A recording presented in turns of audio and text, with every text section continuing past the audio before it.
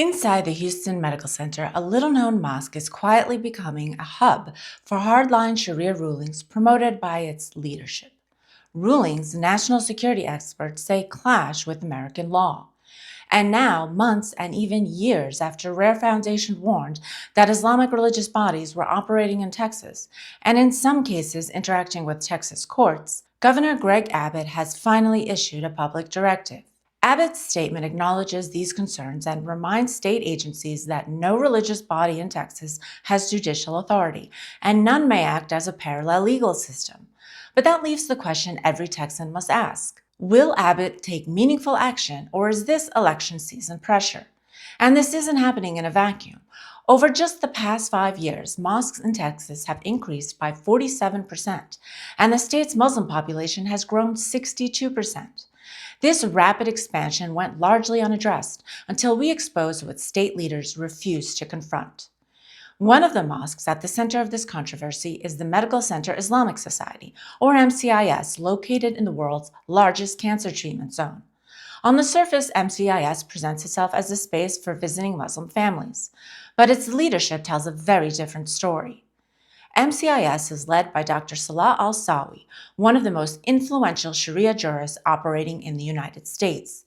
He is the Secretary General of AMJA, a U.S.-based Sharia council whose own published fatwas include death penalty for apostasy, discouraging criticism of Hamas, calling female circumcision honorable, declaring forced sex in marriage not rape under Islamic law, rejecting the U.S. Constitution, advising Muslims to use U.S. courts only to advance Sharia interests, prohibiting Muslims from serving as judges on non-Islamic courts, warning against loyalty to non-Muslim countries, preparing for offensive jihad if a caliphate is declared, forbidding work with the FBI and U.S. security agencies. These are not allegations. These are AMJA's own publicly available rulings.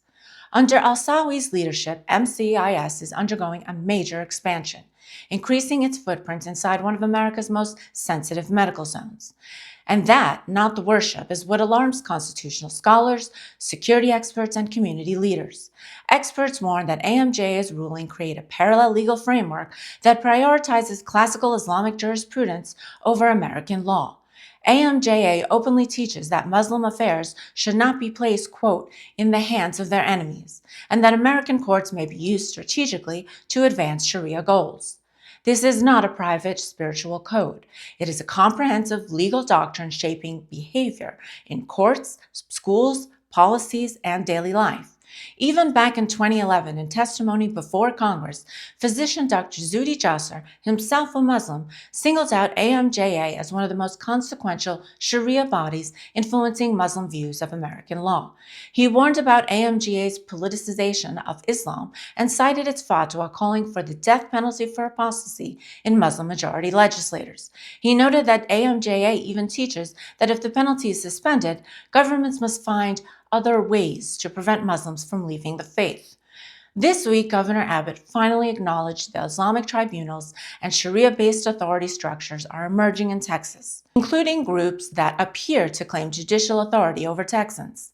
But here's the truth. Abbott was warned years ago.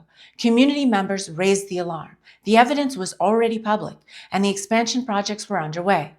The issue now is simple. Will he enforce Texas law or wait until election season ends? The entire country will be watching what Governor Abbott does next. For Rare Foundation USA, I'm Donna. We will continue exposing what political leaders ignore, and we will hold every official accountable for what comes next.